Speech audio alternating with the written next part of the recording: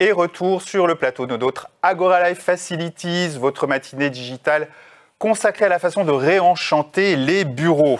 Alors dans cette keynote, je suis très heureux d'accueillir le directeur général de Novisteel, Éric Viol. Éric, bonjour. Bonjour, enchanté. Bienvenue. Merci. Merci d'avoir accepté mon invitation. Éric, on parle d'expérience employée et de la façon de réenchanter ces bureaux ce matin. Alors le contexte a changé, voilà, développement du travail hybride, on ne va pas revenir dessus, mais quand même ça a des sacrées conséquences. J'aimerais d'ailleurs qu'on parle justement de la façon d'adapter ces espaces et ces mobiliers à ce contexte nouveau. Mais avant, j'aimerais quand même qu'on parle de Novisteel et que tu nous présentes rapidement Novisteel, un fabricant européen de mobilier de bureau. Oui, alors assez brièvement, c'était un fabricant européen, leader européen sur le marché, qui s'appuie sur 8 usines, une très grosse capacité de production. Oui. On en parlera après, mais il y a quand même un enjeu aujourd'hui de sur-mesure, donc un outil industriel adapté aux attentes, aux nouvelles attentes de nos clients. C'est une équipe composée de 7000 personnes. Ah oui.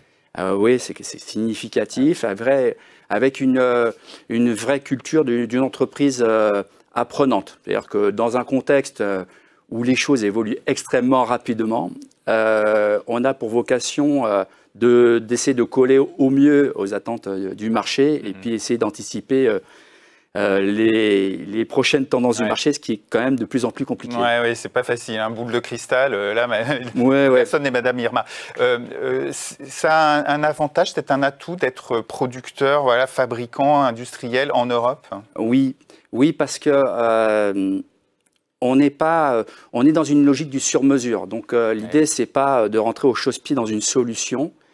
On est face à des clients qui sont en perte de repères. Parce que les choses ont évolué extrêmement rapidement. Il y a la Covid qu'on n'avait pas anticipé. Donc on se retrouve dans un modèle beaucoup plus agile, beaucoup plus flexible. Et finalement, on ne se positionne pas, non pas en conseil, mais plutôt en partenaire. Et donc l'idée, c'est d'échanger notre vécu, de servir de benchmark par rapport aux différentes solutions qui ont été mises en place chez nos clients. Et ce que l'on remarque, c'est que le MeToo, ne faire comme les concurrents, c'est pas forcément la bonne solution. La bonne idée. La bonne idée, c'est de bien être clair sur ce qu'on est, qui on veut être, quelle est notre façon de travailler, quelle est notre culture, notre ADN, et après de le transformer. Authenticité, transformée dans les espaces de travail. Ah, oui. Alors Éric, avec le développement du travail hybride, beaucoup d'entreprises pensent à réduire leur surface. Je t'apprends rien, je pense. Mais du coup, les surfaces restantes, elles doivent être utilisées. Utilisées peut-être différemment. Qu'est-ce que vous demandent vos clients aujourd'hui? Qu'est-ce qu'ils recherchent? Et pendant que tu me réponds, on va regarder quelques images. Oui, en effet, il y a une logique d'optimisation des mètres carrés et on sait que les salariés, malgré tout, continuent à préférer être dans des bureaux fermés, isolés. Il faut quand même se le dire. Et donc, ce qu'on voit, c'est pas très fermé, isolé. Voilà, et donc autour des espaces beaucoup plus ouverts, on veut quelque chose aujourd'hui de plus convivial. On se dit que si on doit venir au bureau, d'abord, on a parlé de la marque employeur, c'est-à-dire on y va avec plaisir, on sait pourquoi on y va, c'est-à-dire qu'on est plutôt sur des lieux qui sont dédiés par usage. Des lieux qui sont dédiés par usage et puis des lieux qui sont modulaires, flexibles. Là, on voit un modèle de mobilier qu'on peut réaménager selon le nombre de personnes. Est-ce qu'on veut faire une réunion plutôt formelle, plutôt informelle? On en a beaucoup parlé ce matin lors de la table ronde. Les intervenants disaient ce genre-là d'aménagement très flexible, qu'on peut adapter à notre besoin, aux besoins de l'équipe et du moment. Ça nous intéresse et ça, c'est des espaces qui vont se développer. Ouais, c'est des espaces qui vont se développer. Alors, à la fois parce qu'ils sont modulaires, flexibles, à la fois parce qu'on a une notion de cocooning, de bien-être. Donc, il faut qu'on vienne au bureau et qu'on provoque des émotions positives. Hein. On parlait de l'expérience collaborateur, elle est importante, elle est prise en compte. Et puis aussi sur le choix des matériaux, là on voit qu'il y a des panneaux acoustiques, que ça c'est fait à base de tissus, de fibres de tissu recyclés. Ouais. On revient à des matériaux plus chauds, comme là par exemple le bois.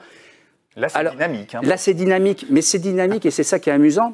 Ça correspond à l'ADN de l'entreprise. Par exemple, cette entreprise s'appelle Fonroche, c'est le leader de l'éclairage solaire en France. Oui. Et donc, c'est une entreprise un peu punchy, un peu moderne, avec j'allais dire, des chefs d'entreprise qui sont leaders d'attitude hein, dans les lieux de travail et qui n'ont pas peur de s'installer sur des lieux informels, de provoquer des réunions. Il faut que la culture soit en phase hein, avec les espaces qu'on propose, parce que sinon, ils ne vont pas être utilisés, c'est ça? Exactement. Il faut qu'à la fois l'équipe managériale a un rôle d'exemple, mais qu'elle ne se force pas. C'est pour ça qu'on en revient toujours à cette notion de culture, d'authenticité.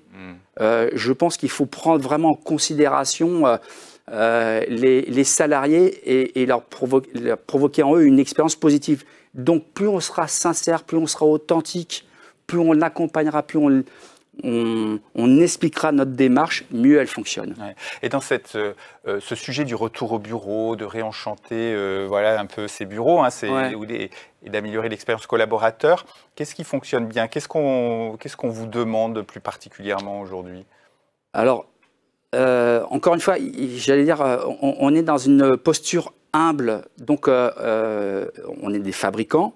Bon, il se trouve qu'on aménage quand même un grand nombre d'entreprises quotidiennement, donc on arrive comme un partenaire et on essaie de partager les différentes expériences, les différents vécus des différentes entreprises qu'on a aménagées.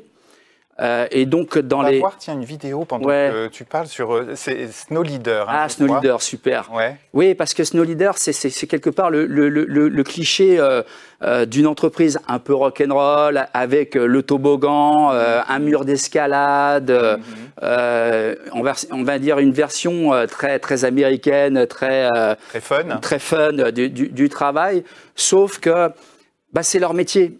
C'est leur métier puisque c'est un grand distributeur européen de matériel de ski. C'est une aventure humaine. C'est plutôt une équipe jeune, dynamique, très sportive. Et donc, cet aménagement, il est en cohérence avec ce qu'ils sont. Ah oui. Et donc, nous, on n'a pas essayé de leur proposer du mobilier de série qu'on avait. Ouais. On s'est adapté à leur cahier des charges et c'est ça qui est sympa, c'est ça qui est amusant, c'est ça qui est plutôt apprenant aussi pour nous. Ouais. Vous pouvez créer comme ça sur mesure en fonction justement, oui, on peut créer. C'est un peu plus cher quand même. Hein. Pas nécessairement, parce que là, on a 230 000 m² d'usine, ouais. C'est extrêmement moderne, donc on a une capacité à s'adapter, et c'est le sens de l'histoire, c'est-à-dire qu'il faut être à la fois très réactif, et puis vraiment sur du sur-mesure. Aujourd'hui, on parlait des postes qui sont réglables en hauteur, ouais. L'écart de prix, c'est significativement réduit, et derrière, il y a un enjeu de santé, c'est-à-dire que quand on parle d'ergonomie, on voit que sur ces espaces collaboratifs, on est amené à bouger. Donc, c'est quand même la meilleure nouvelle pour la santé. Hein. C'est-à-dire que c'est quand même l'élément moteur pour être en bonne santé. Mais aussi, on a une logique quand on est sur des bureaux partagés, voire des sièges partagés. Il faut qu'aujourd'hui, on propose des réglages de sièges qui soient beaucoup plus intuitifs. Donc, voilà, ça veut dire que nous-mêmes, fabricants, on est obligés de progresser. On a beaucoup travaillé sur les dernières années sur la technicité des produits. Maintenant, on est plus sur une logique de comment proposer des réglages les plus intuitifs, simples. Ah oui, d'accord, compris. Et d'ailleurs, quels sont vos conseils aux directeurs de l'environnement de travail là, qui réfléchissent en ce moment à faire évoluer leurs espaces? Est-ce qu'il y a des écueils à éviter, par exemple? Alors, les écueils à éviter... D'abord, il faut travailler sur il y a quand même une notion de reconnaissance auprès des employés. Donc, il faut plutôt travailler sur du mobilier qualitatif. Oui, si on veut donner envie de revenir au bureau, il vaut mieux. Voilà. des mobiliers images. L'idée, c'est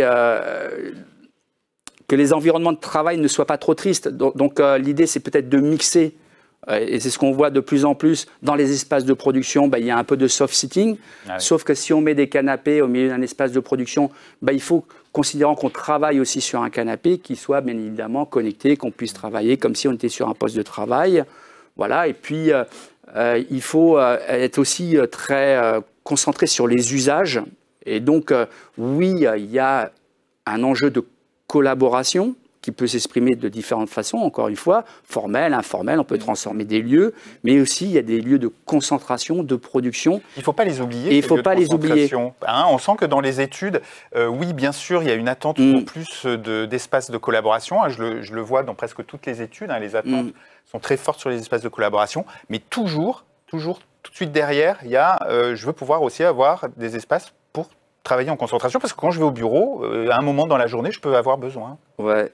Alors c'est moins fun, c'est marrant parce que nous les premiers, on a montré des images assez fun d'environnement de travail, mais dans les écueils, par exemple, mettre suffisamment d'endroits où on peut s'isoler, se concentrer, je pense que c'est un élément clé. Oui. Et puis aussi, en effet, donner envie aux salariés de revenir au bureau et de savoir pourquoi il va aller au bureau.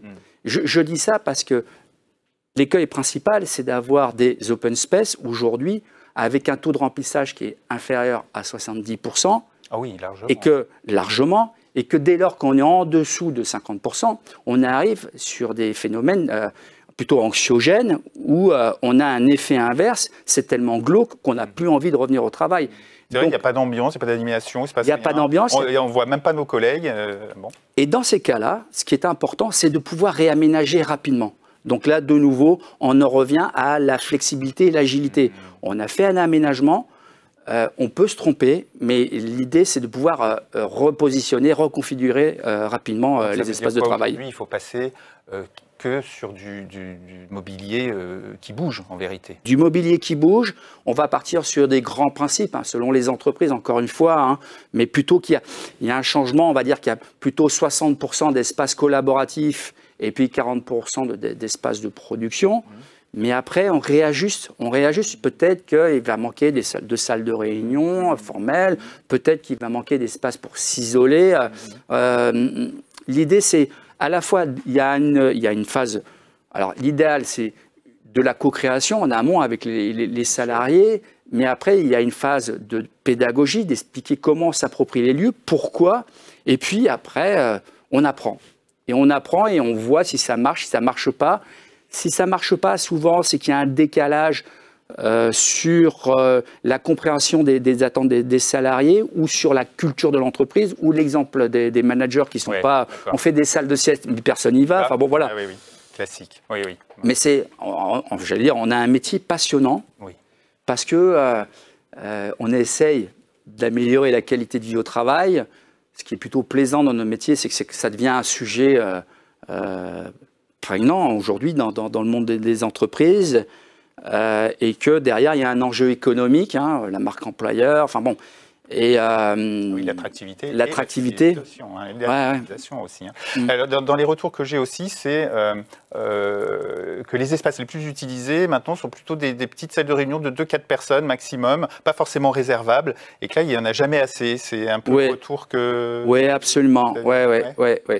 Okay. J'allais dire, c'est peut-être pour les nostalgiques du bureau fermé, isolé, c'est l'idée que peut-être aujourd'hui, en effet, puis dans le contexte de la pandémie, ça nous fait du bien de voir ses collègues, ses employés, et que les modes projet, les modes collaboratifs se font à 2 ou 4 personnes. C'est-à-dire on échappe à la réunion soporifique, il y a de moins en moins de réunions. De 10, 12, 15. Voilà, et qu'en effet, on a besoin de lieux un peu confidentiels de 4 personnes. Ok, merci beaucoup Éric Viol pour cet échange et ce partage d'expérience et de réflexion. Je rappelle que vous êtes directeur général de Novisteel, le leader européen de solutions d'aménagement pour les bureaux. À bientôt. À bientôt, avec plaisir. Voilà. Notre matinée Agora Life Facilities consacrée au thème de l'expérience employée et du bureau réenchanté se termine. Je vous donne rendez-vous donc le 2 juin prochain pour une table ronde à News Workwell, consacrée à l'efficacité énergétique des bâtiments et aux moyens d'atteindre des objectifs du décret tertiaire. Retenez bien la date, le 2 juin à 11 h. Merci à tous de nous avoir suivis. Très bon appétit et à bientôt. Merci.